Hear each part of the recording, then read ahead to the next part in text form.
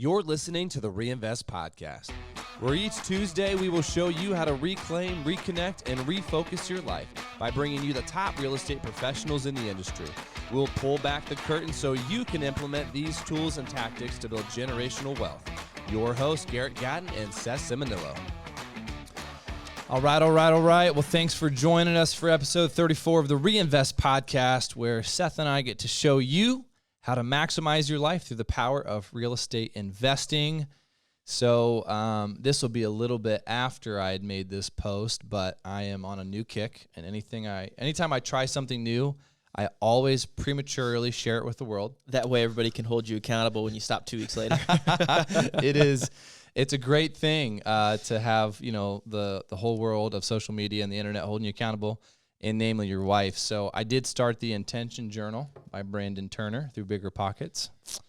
Good old Brandon Turner.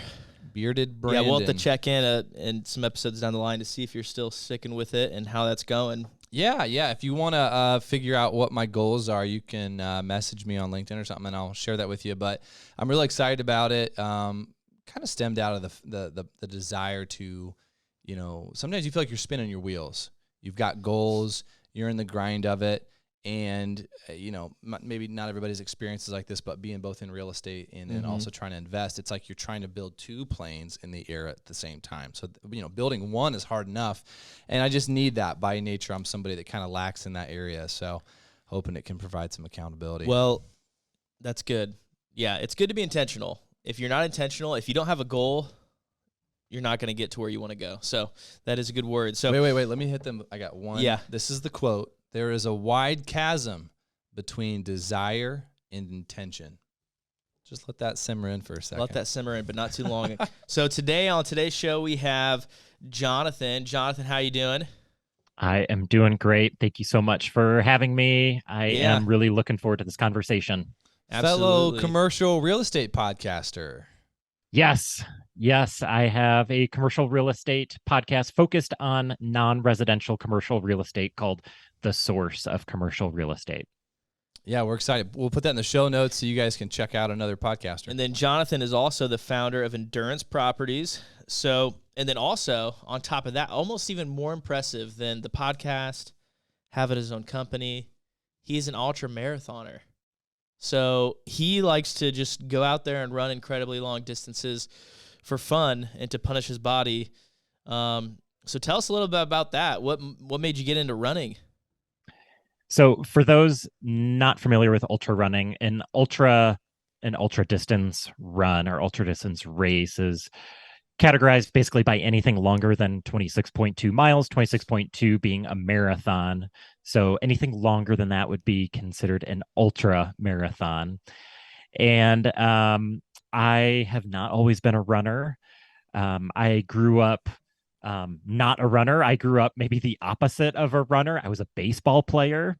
Oh. And so baseball players get a lot of slack because they can baseball players have a reputation of being some of them being kind of unhealthy, and you can get away with it and make tens of millions of dollars while not being very healthy. But I ran my first marathon when I was maybe 28 years old. Wow. There's a bit of a story there, but where I'm at now is I like running long distances in the mountains on trails. I'll run probably 5 races a year. And then other than that, I just like going by myself out in the mountains and running trails for several hours. So what's the furthest race that you've ran? I've run 100K, which is, somewhere around the 64-mile range. It's pretty decent. Yeah, so, a lot of ultra runners have a goal, or have the standard of the 100-mile distance. And one day I'll do a 100-miler. For now I'm cool with 100K, and it's just a really great way to spend time. How many hours did it take you to finish the 60K or the 100K? Or the 100K, yeah. So 100K, about 60 plus miles. The cool thing about ultra distance races is no two are the same. So you could have two 100Ks and put them side by side, and the time it's going to take you to do each one is going to be drastically different. So the 100K I like to do each year is called the Never Summer 100K. It's in the middle of nowhere, northern Colorado, in the Never Summer Mountains, and I think last year it took me like 17 hours. Ugh. And so it's with a lot of climbing. It's at altitude. The average elevation's over 10,000 feet. But somebody could probably do 100K in half that amount of time. Wow. If it was flat and at sea level. Wow. So the thing about ultra distance runners is they are not doing it for the time for the most part. Nobody cares about your splits when you're running in the mountains. Right. Unlike road runners are constantly looking at their watch, wondering, how fast did I do that mile? Mountain running is totally different. Most of us mountain runners are doing it for the experience, to push ourselves to see what we can do, to see what we can do in other ways besides mile splits. So is that what birthed the name Endurance Properties? Yes. So I have a history of endurance sports. I've been in triathlons. I've done half Ironmans, a full Ironman. Seriously, I've always wanted to do an Ironman. Yeah, you should do it. You should do it. I think a lot of people think that they're not able to do it, and that's just a limiting mindset. So I always thought that I was not an endurance athlete. I'm not a runner. I can't possibly do distances of that length. But you train for it, and you can do it. How would you? I mean, I feel like this is maybe a cliche question, but mindset is a hot topic when it comes to really just success in general, success in business, any category of your life. And doing something like that is obviously a very mindset dependent activity or experience. How do you feel like that translates? I mean, typically discipline in one area of your life cultivates discipline in other areas. Is there a correlation there? There is. Yeah. No, there's no correlation. Dang it. I think as we get older, we start looking back on our childhood, and we realize as we become adults how how formative, obviously, our childhood was to forming the adults that we become. And we can look back on our childhood and trace back, okay, this is the way I see the world. This is the way I think about things. This is my mindset that I have on these topics. And you can trace it back to different events in your childhood. You can often trace it back to your parents. Lots of us can look to our parents and see ourselves in our parents, especially as we get older and as we start having kids. And I grew up in a house where security was the utmost value.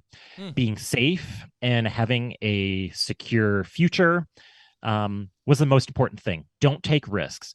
If there is any kind of chance that you are going to fail or things are not going to turn out as you expect them to, do not do that thing, because it might not turn out exactly the way you want it to turn out. And that is really how I lived my life, really up until my mid to late 20s. I'm 37 now. But yeah, at that point, it really did come hand in hand with my journey into endurance sports and triathlon and Ironman and now distance running. One of you said it really well that, growth in one area of your life really does transfer over to growth in other aspects of your life. And so when you have those limiting mindsets in one area of your life, whether it's health and fitness, you're often going to have limiting mindsets in other areas of your life, with business and entrepreneurship and career. I think one of the rewarding and painful parts of entrepreneurship is that you are constantly being forced to look in the mirror. And you can fight that and kind of do the ostrich thing and bury your head in the sand, but it'll ultimately be a very frustrating experience that would probably even fizzle out. And so it's taken me a while to acknowledge that there is a correlation in many areas of my life. And so many times we want to compartmentalize or segment things and say, well, this is kind of an area over here that I indulge in, and that doesn't, affect what I do in my work, my relationships, my marriage, my family. Life doesn't work that way. So the more you embrace that, the sooner you can actually start to kind of work on these things. But I know it's kind of a little rabbit trail there, but I think it's all relevant to what we're talking about. And, with your podcast, The Source of Commercial Real Estate, it sounds like your guest and you focus, you said, predominantly on non-residential commercial real estate. And one of the messages that often gets put out to people who are interested into getting into real estate is, hey, this is an opportunity for you to build passive income. And that's like a buzzword: financial freedom, passive income. It's like if you're up at like 11 o'clock at night watching, like, that's the infomercial that pops up, and that can be kind of misleading because, passive is a very subjective term. So that's what I want to talk about today with you, Jonathan, is commercial real estate really passive income? Is it really passive? And start by giving us your journey up to the point where you got involved in real estate investing. My investing journey so far has not been passive in the real estate sense. I started my working career as a special ed teacher. So that's what my dad did. My dad was a teacher. And so graduated from college, got a job, and became a special ed teacher. Thought I was going to spend my life in the education world. Got a master's degree. Thought I wanted to be a principal. I was taking this test to be a principal, and I'm sitting there. It's like the Scantron test, and I'm like, I don't want to do this. I can't believe I'm taking this test. I passed the test, got my master's, got my certificate to be a principal. Never went into administration. Dabbled in some other things. Went into the non-for-profit world. I worked on an Indian reservation in Arizona. Went back to teaching special ed. Took an extended trip to New Zealand with my wife right after we got married. I picked apples there, planted onions, did the world traveling thing. Wow. Realized we needed some money, so came back to the States and continued teaching for a few years. Ultimately, my journey into real estate investing came down to wanting financial freedom, time freedom, and geographical freedom. And teaching is a great profession. We need great teachers. Yeah. I enjoyed lots of parts of it while I was doing it, but it was ultimately not something that was going to keep me going and keep me fulfilled for 30 plus years until I was ready to retire. And so I started flipping houses. I did my first flip, my first several flips while I was still teaching. So I was working on this flip nights, weekends, school holidays. And the idea, my wife was working pretty closely with me at this time. And the idea was to do several flips a year, use the proceeds to buy small multifamily properties and build this small multifamily empire, and use that passive income of small multifamily properties to fund our lifestyle. And it works until it doesn't work anymore. And that's really been the journey over the last few years of just really nailing down exactly what I want for myself and my family, kind of what passive income means, and how much I want to be working in real estate on a day-to-day basis versus running in the mountains, versus taking my daughter to gymnastics class, versus building another business. And so that's really been my journey over the last few years. We had an investor come in the other day and sit down with us, and the question was, how do I scale my portfolio? And begin to probe and ask questions. And I think at first people were like, well, I just want more. Well, why do you want more? And I think a lot of people have never stopped and asked that question. or they've never followed it far enough to really get to the end goal of saying, what is it that I'm looking to get out of real estate? This is just a vehicle for something different. And if you don't stop and define that, you can still have success, but you might feel frustrated along the way. And there's a lot of different seats on the bus. There's a lot of different avenues to get involved in real estate investing. So for you, from when you first started flipping to now, how long was that time period? Did my first flip in 2017. So here we are in 2023. So we're 6+ years later. And over that time, how have you guys, you and your wife, kind of defined what it is that you're looking for to get out of real estate, and how has that informed your strategy? So, like I said, the original idea, I'm based in Cheyenne, Wyoming, and there's more elk in Wyoming than people, right? There's probably more field mice in Wyoming. Wyoming is the least populated state in the country. And so I'm in Cheyenne, which is like 65,000 people and the largest city in Wyoming. That's crazy. And so the plan was to build a small multifamily empire, because we were listening to Bigger Pockets and doing all that stuff, doing the Brandon Turner thing of, okay, buy a 2-unit and then a 4-unit and then an 8-unit and et cetera, et cetera. And in 2017, 2018, 2019, we could do that. We were finding 1% deals on the MLS. Wow. Yeah. And, it's like we had this great timing where we'd finish a flip and then we'd get a 4-plex. And it was like, great, we'll just use the proceeds here, buy this 4-plex. Oh, another 4-plex. My broker just sent me this deal. Great, a 1% deal. Awesome. Let's keep this going.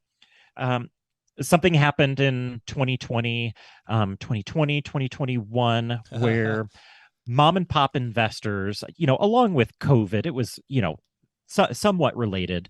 It was also with interest rates being rock bottom.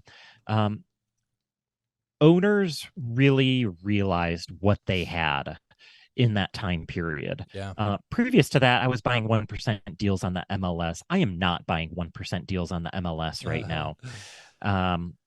And so something has happened over the last few years where owners have realized the value of what they have. And they've realized that if they sell what they have, whether it's a 4-plex or an 8-plex or 20-unit, they need something to go into. So where's that income going to come from? So if, mom and pop are retiring and they don't want to manage this property anymore and they want to sell the 4-plex for $400,000, they were getting income from that property. And so they still need income. And so they're asking themselves, well, maybe we don't want to manage this anymore, but we still need income. And so there's a lot of hesitation for people that have owned for a long time and have a ton of equity to sell right now. There are obviously exceptions to that. But yeah, the journey to finding those deals has been really, really challenging. And so over the last few years, I've been pivoting to the non-residential world. And I'll tell you a couple reasons that I'm attracted to the non-residential world. When I talk about non-residential real estate, I'm talking about office buildings, retail, strip centers, industrial properties like warehouses, things like that. The residential world is like small multifamily apartment buildings, mobile home parks, RV parks, campgrounds, things like that. I'm focused on properties where people do not live in my property. And that's a really attractive thing. Multifamily people will tell you, invest in multifamily. It's amazing because everybody needs a place to live. And like, yes, that is true. Everyone needs a place to live, but at what price are they willing to rent your apartment? And there's some drama that accompanies people's living spaces. What? Prove yeah. And in the non-residential world, I deal with very little drama because I'm sitting in an office building right now that I own, and we can go into office because office has gotten a bad rap in the media for Yeah. sure. Right. But I own this office building that I bought vacant, and it's now fully leased. And this is people's workplaces. This is their livelihood. And so I find that people take care of their workplace much better than they take care of their own home. Yeah, that's So, true. their own home, they're going to leave dirty dishes. They're going to, make stains on the carpet. They might not be as clean as they would if it was, if they owned it. But their workplace, where clients come in, and their workplace where that's responsible for their income, they take care of that. And these tenants often leave their workplace, what they're leasing from me, often in better condition than how they found it. And so that's one reason that I'm really attracted to the non-residential space. So, and I was I'm glad that you went there, that you've pivoted from multifamily, because I kind of wanted to pit you against the multifamily purists out there. And now you've been in multifamily, it sounds like that's where you started, but since you've made an adjustment. And people who are multifamily guys and gals, they're die hard, right? And it's kind of like going to a CrossFit gym. So So stir the pot for us a little bit, Jonathan. Why would you say, office, non-residential commercial is better than multifamily? I know you mentioned a couple of reasons, but I feel like there's an argument to be made against that sector with remote workplace and a lot of shakeup in the business realm of what workplace environments look like. Garrett, I'm not going to take your bait. Come I am on. not I'm not anti multifamily. I still own small multifamily. I am going after returns. I'm going after investing that makes sense. So I would challenge the listener and the investor who is saying, I'm going to buy a single family home and I'm going to rent it out and it's going to be great. I'm going to make $400 a month on the single family home. And then I'm going to buy another single family home. And then I'm going to burr another, and then I'm going to burr another, and then I'm going to burr another, and have single family homes and duplexes. And here's why I'm going to challenge that. Because there are so many hidden costs to residential properties that you are not considering. Yep. I am thankful for Bigger Pockets for where they got me. But I think my biggest criticism of the Bigger Pockets, what's now an empire, is just kind of the sensationalized returns that they often advertise. So, if you have got a single family home and you're making $400 a month on it, 4 times 12, you're making, $4,800 a year. That's not a lot of money. It's certainly not enough money to quit your W-2 job on. You're Pretty close. I can really tighten the belt. And when you start doing the math about, okay, well, how many of these do I need in order to, to replace my W-2 income? It's going to be a lot. And then let's say you've got some maintenance issues, and the furnace on one of your single family homes goes out, and that's a $5,500 bill. So that's an entire year of cash flow that's wiped out. And that may be an extreme example of single families. And you might say, well, I'm going to buy duplexes and I'm going to buy fourplexes. It's kind of the same idea. And I just think it's really, really difficult to find great deals right now in the small multifamily world. Contrast that with something in the non-residential world. Say I buy a warehouse and I find a great tenant. Maybe it's vacant. Maybe there's already a tenant in there. And this tenant has a lease that is a what's called a triple net lease. And a triple net lease is I'll talk about nets. The nets in the commercial world are taxes, insurance, and common area maintenance.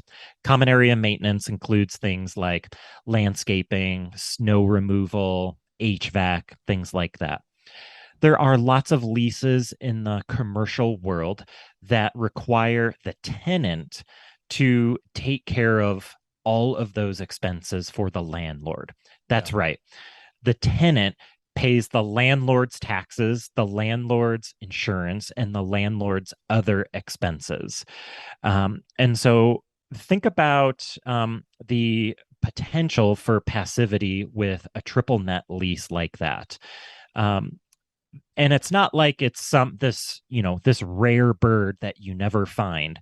These kinds of leases are really, really Yeah. common in the commercial world.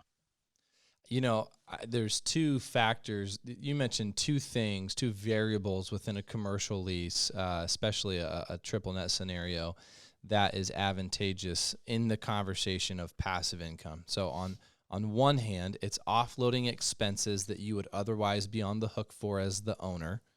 And then two, if your tenant is responsible for getting a furnace fixed or a plumber out to look at the hot water heater or the leak under the sink in the kitchen office, space, like that's a phone call that you would have had to have made, or even, something you would have had to oversee to get done that you are no longer responsible for. So it's less time intensive and it's less expense on you.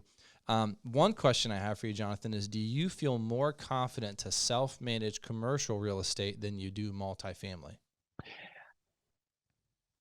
So my confidence level is the same because I have experience in both. Um, Managing commercial properties is going to be almost always it's going to be less hassle. So like you alluded to, those the clogged toilets, the leaky sink, the light bulb that goes out in the commercial world, you are not getting those phone calls. I have some tenants that I never hear from. We sign lease extensions, I don't hear from them. I even have in the office building I'm sitting in, I have tenants that are leasing an office that have never even stepped foot in the office building. Wow. They want an address in Yeah. Wyoming. Wyoming has some favorable LLC laws and some favorable tax laws. And so there are some people that use that to their advantage. And so they lease space here in order to get other benefits.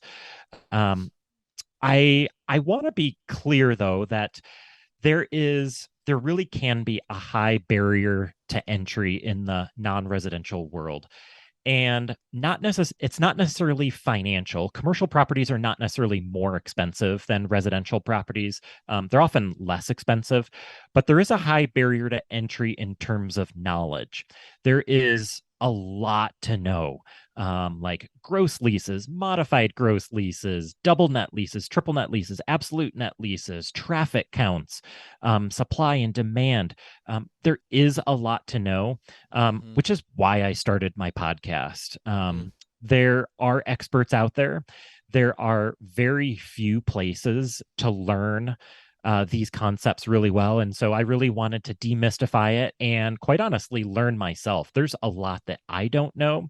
And so I was like, man, how do I learn from experts in the commercial world? And and how can other people benefit from it as well? And so I started my podcast where I can talk to experts in the commercial world, people that have tons of properties and tons of knowledge, and that are willing to have a conversation with me. And so, yeah, I think if you're a multifamily person and you're like, oh, non-residential stuff, I'm not getting involved in that, I would challenge you to question, why are you not interested? And chances are you're not interested because you just don't know about it. Right. And so just because you don't know about it doesn't mean it's a bad idea. It means maybe you've got some learning and some digging to do. And even in the world of commercial real estate, that's still a broad category. So, being a commercial real estate agent, we get to interact with lots of different types of commercial property. And, the Hobby Lobby down the street that's for sale for $5 million is way different than the little 4-unit office complex, that's 1 story that was built by, just a local developer that had some extra land. Those are very different scenarios. The tenant's located in that one versus this one is very different. The management of the two is different. The infrastructure needs, one's got a flat roof and it's 100,000 square feet under roof, and the other one's, got an asphalt pitched roof like you'd see on a house. So there's a lot of different types of commercial real estate to get into that you could find something that would more fit your comfort level. My in-laws, I've talked about this property before. We bought a mixed-use building. It had some residential, had a couple of small commercial spaces in it, and then like a standalone garage kind of behind it. And we did what you did. We came in to an underperforming, asset. We rectified the issues. One of the big things in our area, a lot of landlords that own commercial real estate leave spaces dilapidated and unfinished until a tenant comes and then says, then I'll do something about it. Well, we have kind of a niche market where a lot of people that are business owners and operators function more like a tenant of an apartment. Oh my goodness, I need to go somewhere tomorrow or in the next 2 months, and I'm looking for something that's turnkey and ready to go. So a lot of landlords were missing out on these opportunities because, tenants, prospective business owners weren't going to do the build out on these spaces, and they needed something ready. So I went to my in-laws. I said, listen, I know this is going to be kind of scary, but we need to get this office space up to snuff and ready to go. So we put the money into it on the front end without a tenant lined up, which is kind of counterintuitive for a lot of landlords and how they do things. And sure enough, there was some churn in people relocating, and we were, a prospect for them to relocate. If you build it, they will come. That's what Garrett was banking on. Yeah, which is typically a bad strategy, but it was going into the knowledge side of things that you were talking about, Jonathan. I knew the market. I knew there was kind of this sector of tenants that needed something sooner, and at the end of the day, the build out that we were doing was going to fit pretty much anybody that was going to locate there. It wasn't specialized like, oh, I put a kitchen in and you don't need a kitchen. It was kind of low-hanging fruit. So my point behind that, though, is if you're looking to get into commercial real estate, there is a sector for you to dip your toes in the water, and it doesn't have to be this intimidating big thing. And there's a good podcast for you to listen out there to get educated, and it's called The Source of Commercial Real Estate. So. I really like your example of starting. I don't know if that was your first property, but having that mixed use property. Mixed use, for people that are listening, is just kind of what it sounds like. There's often on the first level some sort of retail or office, and then above it there's residential. And so it's a mix, especially if you have experience with multifamily. Oftentimes those mixed use deals, they will cash flow with just the multifamily on the second and third floor, and then the retail on the first floor is just icing on the cake. And it's a really good way to learn. And Garrett, I think you had a great point of knowing your market. Starting locally, whatever's local to you, or starting with a market in which you're familiar is a great place to start. Because when you start out of market, there are a lot of ways that you can make big mistakes. But if you know your own market, and it sounds like you really do, where, you saw this space and you were like, I know there are people looking for space just like this. And if it's like office space or basic retail, and you do the build out and you're like, I know people are going to need offices. They need carpet and a drop ceiling and LED lighting. And if we put that in, it's going to be a lot easier to lease than just a shell. People looking for space like you're talking to, often have a really bad imagination. And so if you're, if you're familiar with the multifamily space or single family flipping or things like that, and you've shown an unfinished space, like you're showing this apartment and like, you're like, yeah, well, it's not done yet. I'm going to paint, I'm going to do flooring. I'm going to, change out the carpet and get new appliances. Tenants often have a really hard time picturing that, because what they're seeing is like, oh, this place kind of smells, and there's stains on the carpet and the appliances are yellow. and they have a really hard time seeing past that. And Mm-hmm. so, like you were talking about, if you're showing them a shell and you're like, yeah, yeah, yeah, but I'm going to do flooring and I'm going to do paint. They're like, well, it kind of looks unfinished right now. They have a hard time envisioning that. Whereas if you get to larger institutional stuff like regional tenants or national tenants, they're totally comfortable, writing LOIs on spaces that are unfinished because Right. they can picture what the finished result is going to be.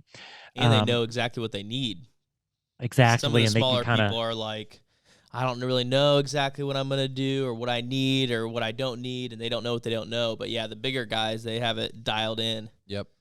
That's yeah, true. and with that, yeah, exactly. And oftentimes you as the landlord might know better what these people need. And so, if it's like, someone starting their business for the first time and they're like, well, I just need, a small space. I'm not exactly sure. You as the landlord might actually know better what these people need than they do. And so I think people that are concerned about dipping their toe in the non-residential world, starting with small properties that they feel really confident in. So like this office building that I'm sitting in now, I have like 11 different tenants in here. And Wow. it was the setup of it was basically just individual offices. And so I saw it and I'm like, they're 12 by 14 offices, and I felt really confident that I could lease them from people like massage therapists and psychologists, and I've got a custodian in here, um, and just people like that. That all they need is a space outside of their home. I knew there were flaws in the work from home strategy, and there still are flaws in that Yes. strategy. Yeah. And so I really thought that I was going to be filling a need here, and it's worked out really well. I've been able to lease it up within about a year, and it's cash flowing. And so, Wow. starting with properties that are small and are easy wins. So Mm-hmm. don't start with a huge 50,000 square foot vacant office building. Not a great place to start. So That's a think good way think to get about your feelings yeah, hurt. think about easy wins that you can get. Awesome. Well, that's a good segue into our smaller pockets. So, Jonathan, go ahead and tell us about your worst real estate deal. And then, more importantly, what did you learn from it? So I've lost money on a handful of deals, and those were the deals that I either neglected or ignored due diligence. So I'll tell you about a single family home. I was intending for this to be a flip, and I closed on this deal. It was going to be kind of an easy flip for me.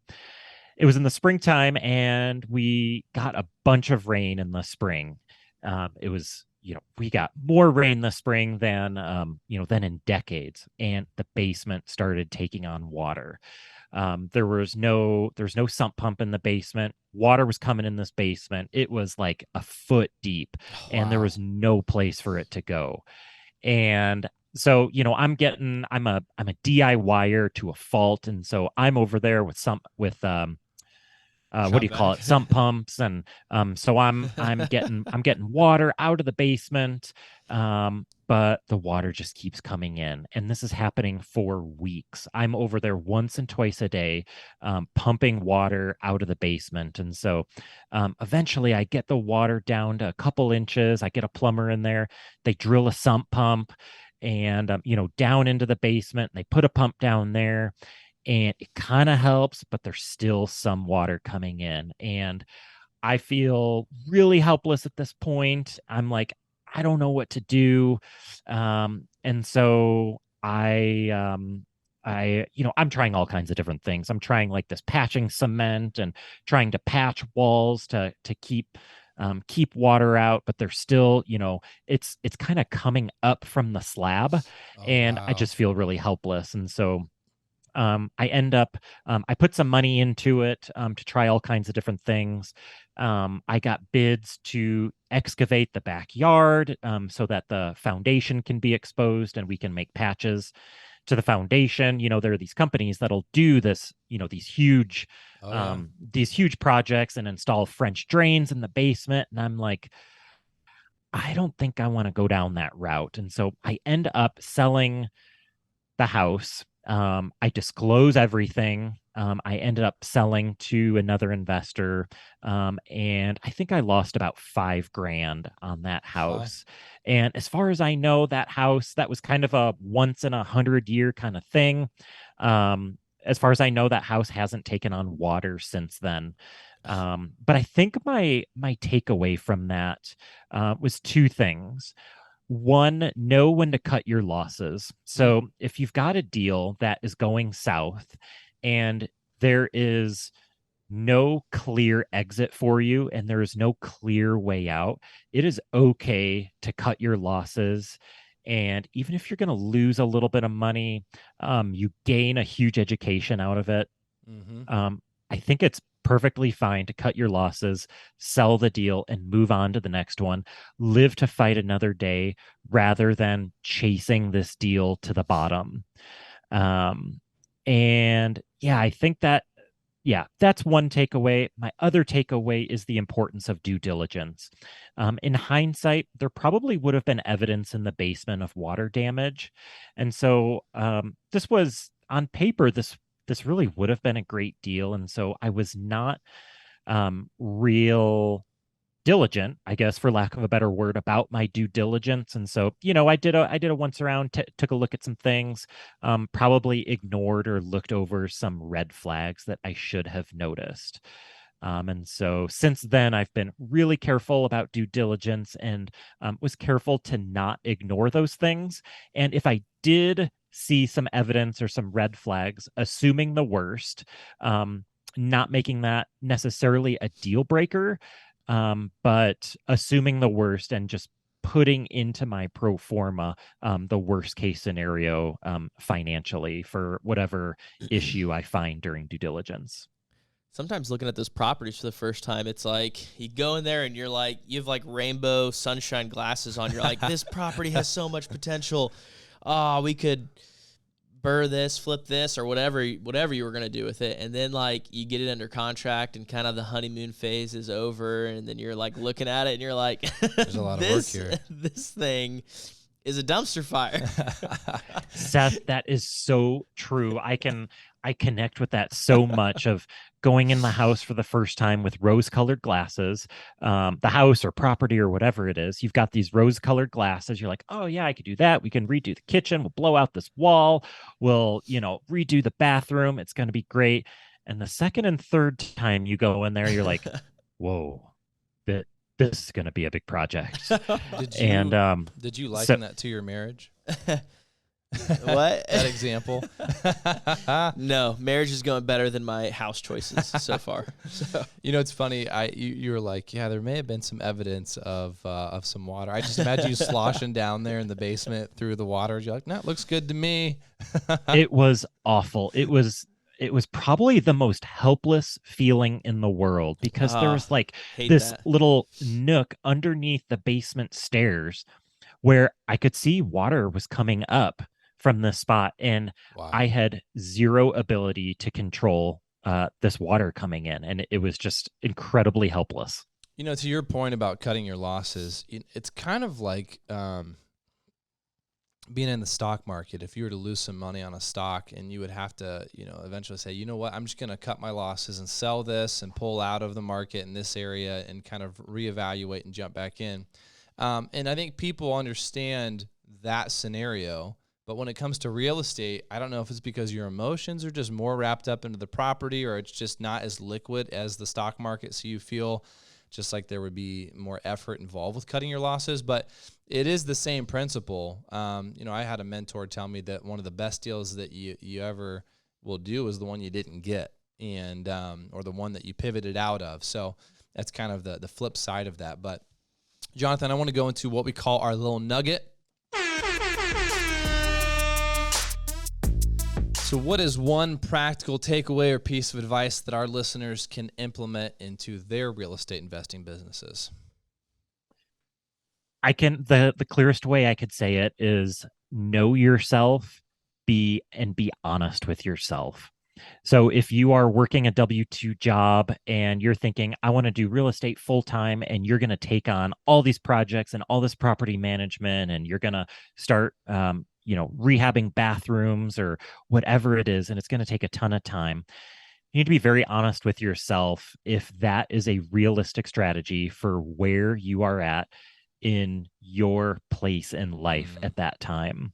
I think a lot of people get in over their heads listening to, whether it's listening to podcasts or watching YouTube videos. Other people can make it seem very easy or very seamless. And maybe it is for them, but they're likely in a different spot in life. Yeah. And so if you've got a family, and you've got all kinds of other obligations, taking on a full-time real estate endeavor is going to be really, really challenging. And likewise, if you're 20 years old and you've got nothing to lose, and you've got everything out in front of you, then maybe you really can go all in and take some chances, take some risks, and really have the opportunity for outsized rewards that people in different situations would not be able to take a gamble on. That's good advice. Yeah, that's good perspective too. Everyone's in different places. So what's been one of the greatest resources for your career? Podcasts. I mean, I've gone to podcast university, and when I was just starting out, it was Bigger Pockets. I, lived and died with Bigger Pockets, the latest Bigger Pockets episode. Now I am more into podcasts that focus on bigger commercial stuff, so non-residential stuff, raising money, and also podcasts that talk about economic trends and market trends. And so, I think you're going to find different resources for different points in your life, and yeah, just adjust accordingly. You are going to evolve as your portfolio grows and as your life evolves. As your portfolio, as my portfolio has grown and my net worth has grown, and I've gotten married and had kids, I have become less risk averse. My first couple deals, I was willing to take risks. I was bootstrapping it. I was taking out credit card balance transfers and taking out all these loans, and like, yeah, I'm going to figure it out later. I am not doing that now because I have more to lose. And so I'm not doing deals now that I would have 5 years ago. What are a few of your favorite podcasts? Just like maybe an economic one, commercial real estate one. Yeah. So one of my favorite economic podcasts is from NPR. It's called Marketplace.